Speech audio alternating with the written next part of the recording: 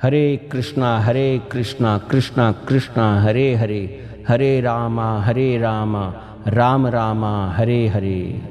जय जगन्नाथ। आप सुन रहे हैं द साइंस ऑफ भक्ति और मैं हूं पंकजाक्ष माधव दास। आप सभी का एक बार फिर से स्वागत है हमारे इस फेस्टिवल स्पेशल पॉडकास्ट जगन्नाथ महिमा के तीसरे एपिसोड में। पहले एपिसोड में हमने देखा जगन्नाथ जी की स्नान यात्रा, गजानन वेश और स्नान के बाद भगवान का बीमार पड़ जाना, अनवसर के 15 दिनों का रहस्य।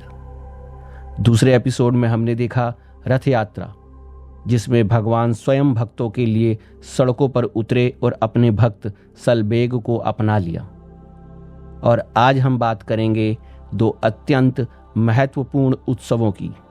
एक जो रथ यात्रा के एक दिन पहले होता है, नेत्रोत्सव, और दूसरा जो रथ यात्रा के 2 दिन के बाद होता है, सुनाबेश। आज हम 3 बातें गहराई से समझेंगे।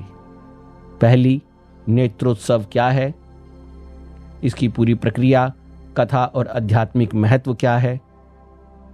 दूसरी, सुनाबेश क्या है, इसका ऐतिहासिक और धार्मिक स्वरूप क्या है। तीसरी, इन दोनों उत्सवों से प्राप्त शिक्षा क्या है, कैसे हम दोनों उत्सवों से अपने जीवन को नवीनीकृत कर सकते हैं। तो चलिए, आंखें बंद कीजिए, एक गहरी सांस लीजिए और मेरे साथ चलिए उस पवित्र कक्ष में जहां भगवान अपने लिए अपने भक्तों द्वारा नई आंखें स्वीकार करते हैं। नेत्रोत्सव शब्द 2 शब्दों से मिलकर बना है, नेत्र आंखें और उत्सव त्योहार। यह वह पवित्र अवसर है जब भगवान जगन्नाथ, बलभद्र और देवी सुभद्रा के विग्रहों पर नई आंखों का निर्माण किया जाता है। लेकिन यह केवल चित्रकारी नहीं है, यह एक दिव्य प्राण प्रतिष्ठा का क्षण है। और इस क्षण के लिए, इस नेत्रोत्सव के लिए विशेष तिथि, समय और स्थान शास्त्रों द्वारा बताया गया है। तिथि है आषाढ़ मास के कृष्ण पक्ष की अमावस्या के अगले दिन, यानी स्नान यात्रा के 15 दिन बाद होगा। स्थान है पुरी के जगन्नाथ मंदिर के अंदर अनसर ग्रह के एकांत कक्ष में, और समय प्रातः 4 बजे से 6 बजे तक भगवान भक्तों द्वारा नेत्रों को स्वीकार करते हैं। आपको प्रथम एपिसोड याद होगा, स्नान यात्रा। ज्येष्ठ पूर्णिमा के दिन भगवान का 108 कलशों से अभिषेक किया जाता है। इतने अधिक जल के कारण भगवान के विग्रहों का रंग फीका पड़ जाता है। शास्त्र कहते हैं कि इससे भगवान को ज्वर यानी बुखार आ जाता है। तब भगवान को अनसर, जिसे अनवसर भी कहते हैं, उस एकांतवास में ले जाया जाता है। यह एक गुप्त कक्ष है जहां कोई प्रवेश नहीं कर सकता। केवल एक विशेष पुजारी, जिसे दैतापति कहते हैं, 15 दिनों तक वहां रहता है। इन 15 दिनों में निम्न क्रियाएं होती हैं। सबसे पहले भगवान की अंग शुद्धि की जाती है, जिसमें भगवान के विग्रहों पर से रंग उतार दिए जाते हैं। फिर लेपन किया जाता है। विशेष औषधियां, सुगंधित मिट्टी, जिसे स्वर्ण मृतिका कहते हैं, उसका और चंदन का लेप लगाया जाता है। उसके उपरांत शास्त्रीय विधि से नए रंग चढ़ाए जाते हैं और फिर सबसे गुप्त क्रिया की जाती है, भगवान के नेत्र निर्माण। मुख्य पुजारी दैतापति 15 दिन का कठोर व्रत रखता है, जिसमें वह केवल फलाहार लेता है, मौन व्रत करता है और पूर्ण ब्रह्मचर्य का पालन करता है। वह किसी से नहीं बोलता, किसी की ओर नहीं देखता, केवल अपने प्रभु की आंखों को साकार करने में लीन रहता है। 15वें दिन, नेत्रोत्सव के दिन, प्रातः 4 बजे पुजारी विशेष मंत्रों का उच्चारण करते हुए नेत्रों को स्थापित करता है। ओम अस्मिन् विग्रहे नेत्रे संस्थापयामि, चक्षुषी उन्मीलयामि, दिव्यम दर्शनम ददामि। जैसे ही आंखें बनती हैं, उसी क्षण प्राण प्रतिष्ठा हो जाती है।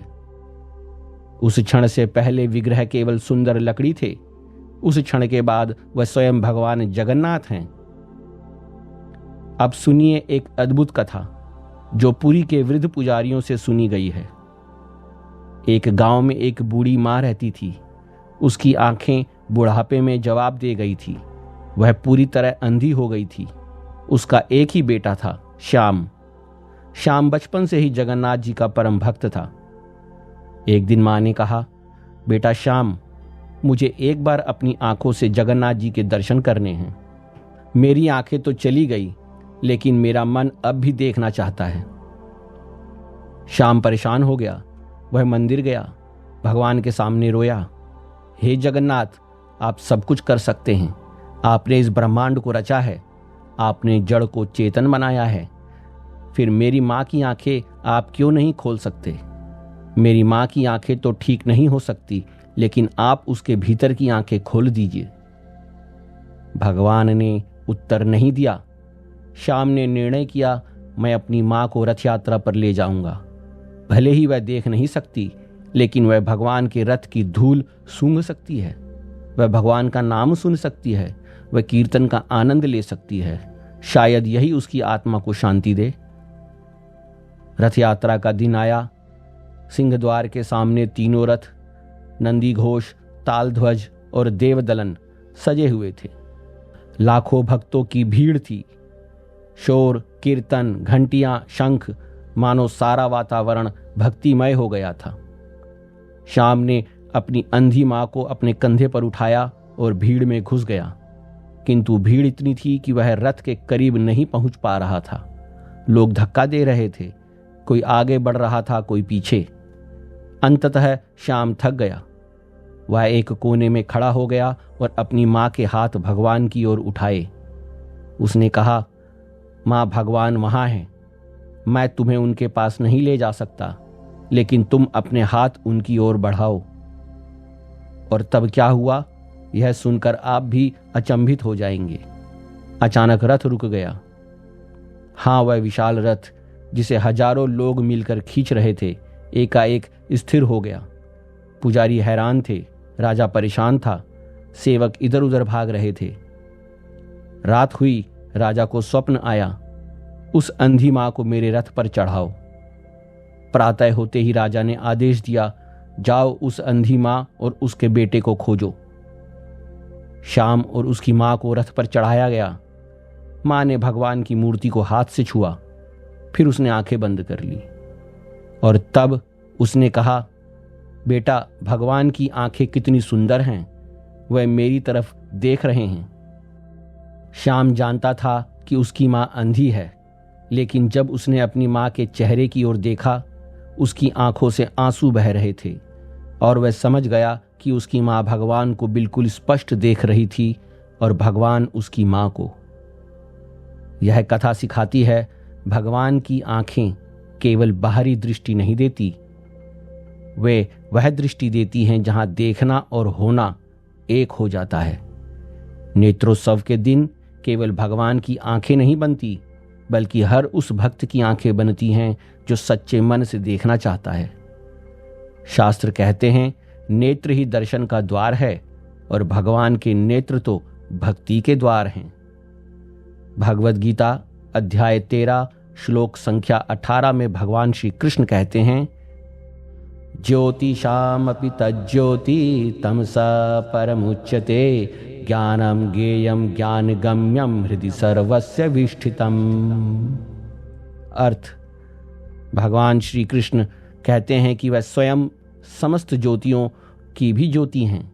वह अंधकार से परे हैं, वह ज्ञान हैं, ज्ञेय हैं और ज्ञान से प्राप्त होने वाले हैं, और वह सबके हृदय में स्थित हैं।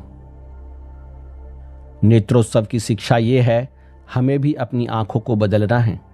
बाहरी दुनिया की आंखों से हम केवल लकड़ी और पत्थर देखते हैं, लेकिन जब वही आंखें भक्ति से सिंचित हो जाती हैं, तो वह उसी लकड़ी में सच्चिदानंद विग्रह, सत, चित और आनंद से भरे भगवान को देखती हैं।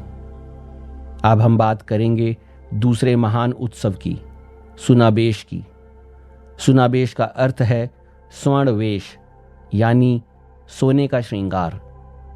यह वह अवसर है जब भगवान जगन्नाथ, बलभद्र और सुभद्रा को सिर से पांव तक सोने के आभूषणों से सजाया जाता है।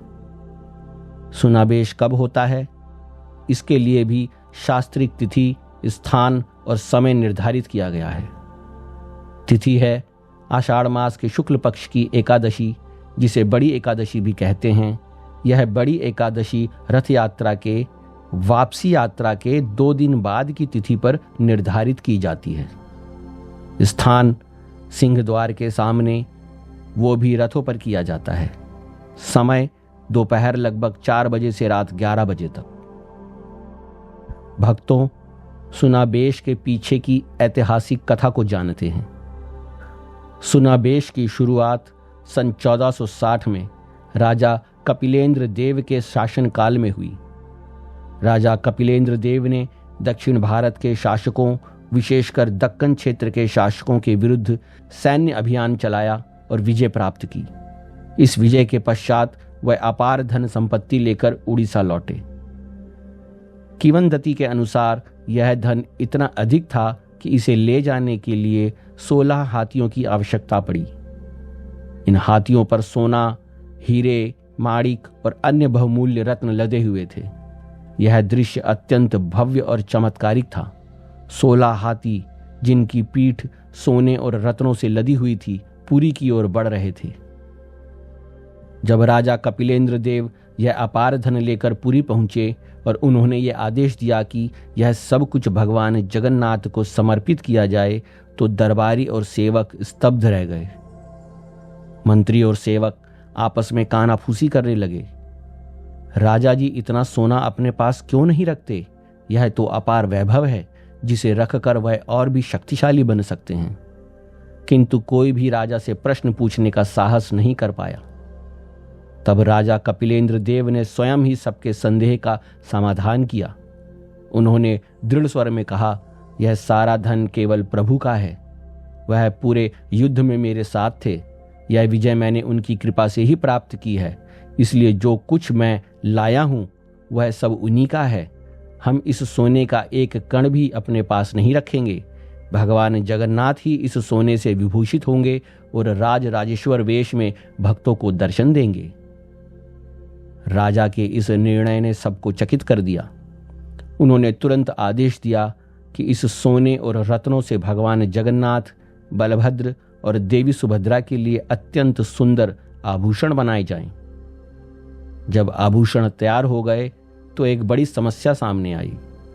राजा चाहते थे कि सबसे अधिक भक्त इस राजराजेश्वर वेश के दर्शन करें, किंतु मंदिर के नियमों के अनुसार उस समय मंदिर के अंदर सभी का प्रवेश वर्जित था, विशेष रूप से गैर हिंदू और विदेशी लोगों का। तब दधाऊ करण नामक सेवक ने राजा को एक सुझाव दिया। उसने विनम्रतापूर्वक कहा, महाराज, रथ यात्रा के दौरान भगवान रथों पर विराजमान होते हैं और सिंह द्वार के सामने सभी को दर्शन देते हैं। यदि सुनाबेश का ये भव्य रूप रथों पर ही प्रदर्शित किया जाए तो जाति, धर्म या देश के भेदभाव के बिना लाखों भक्त इसे देख सकेंगे। राजा कपिलेंद्र देव ने यह सुझाव सहर्ष स्वीकार कर लिया। सुनाबेश में भगवान को लगभग 208 किलोग्राम सोने के आभूषण पहनाए जाते हैं। हालांकि अब केवल 20 से 30 प्रकार के गहने ही पहनाए जाते हैं, परंतु प्रारंभ में 138 प्रकार के थे। प्रमुख आभूषणों में भगवान जगन्नाथ जी के लिए सोने का मुकुट, सोने के हाथ पैर जो सामान्य दिनों में नहीं होते, सोने का चक्र दाहिने हाथ में, चांदी का शंख बाएं हाथ में, सोने के कुंडल, हार, कंठी, बाजूबंद, कड़े, पैजनियां, और बलभद्र जी के लिए सोने का मुकुट, हाथ पैर, सोने का हल और गदा, नाग के आकार के आभूषण पहनाए जाते हैं। और फिर देवी सुभद्रा के लिए सोने का मुकुट और स्तनहार, सोने की बाहुआ, करधनी, पैजनियां पहनाई जाती हैं। सुनाबेश की सबसे बड़ी विशेषता यह है कि यह एकमात्र अवसर है जब गैर हिंदू और विदेशी भी भगवान जगन्नाथ के इतने निकट से दर्शन कर सकते हैं, क्योंकि दर्शन मंदिर के बाहर रथों पर होते हैं। सिंह द्वार के सामने हजारों लाखों भक्त खड़े होकर स्वर्ण राजा जगन्नाथ के दर्शन करते हैं। सुनावेश केवल ऐश्वर्य का प्रदर्शन नहीं है, यह एक गहरा दार्शनिक सत्य है कि भगवान ही इस ब्रह्मांड के एकमात्र स्वामी हैं।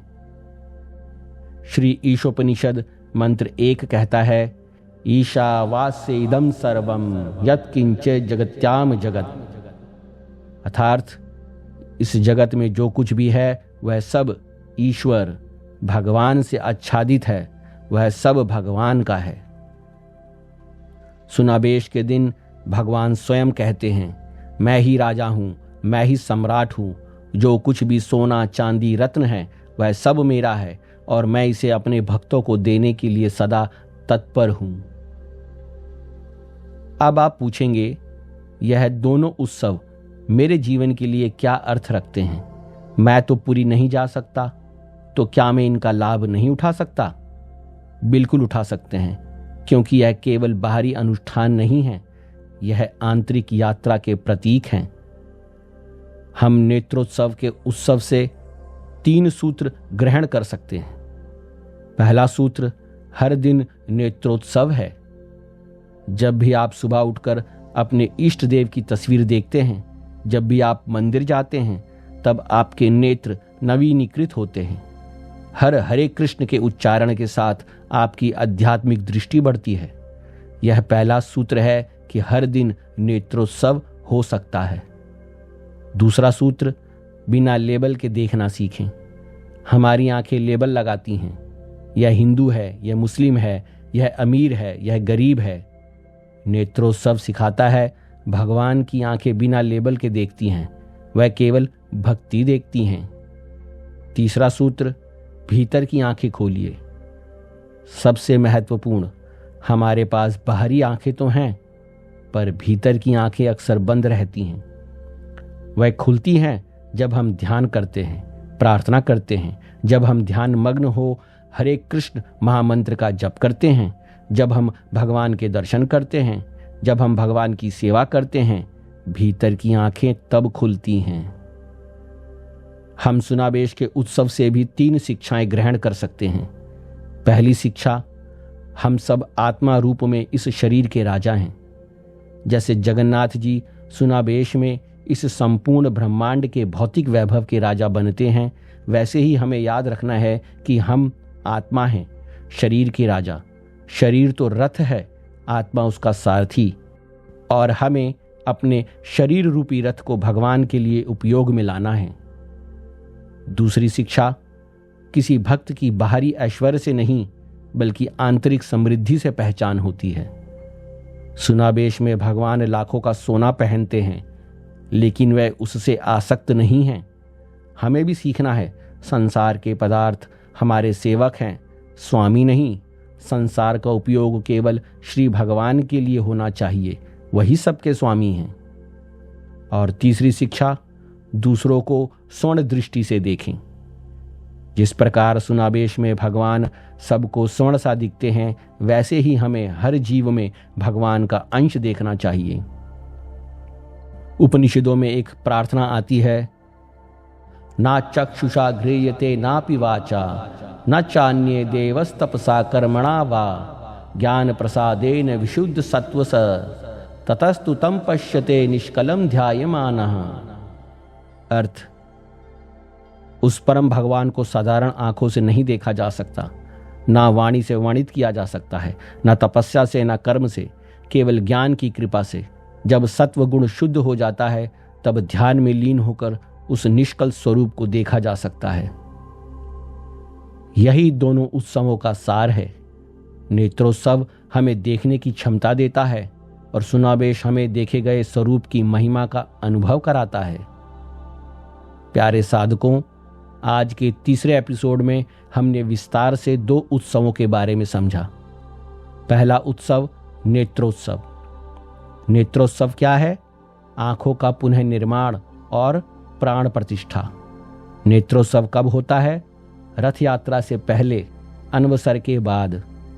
नेत्रोत्सव से शिक्षा, हर दिन नेत्रोत्सव है। बिना लेबल के देखें, भीतर की आंखें खोलें, और यह भक्ति से होगा। दूसरा उत्सव सुनावेश। सुनावेश क्या है? भगवान का स्वर्ण वेश, भगवान का राज राजेश्वर स्वरूप। सुनावेश कब होता है? रथ यात्रा के बाद, बहुड़ा के 2 दिन बाद।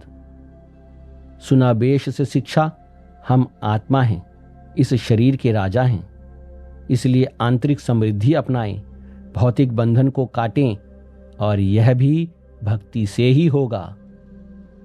यह दोनों उत्सव मिलकर एक पूर्ण यात्रा बनाते हैं।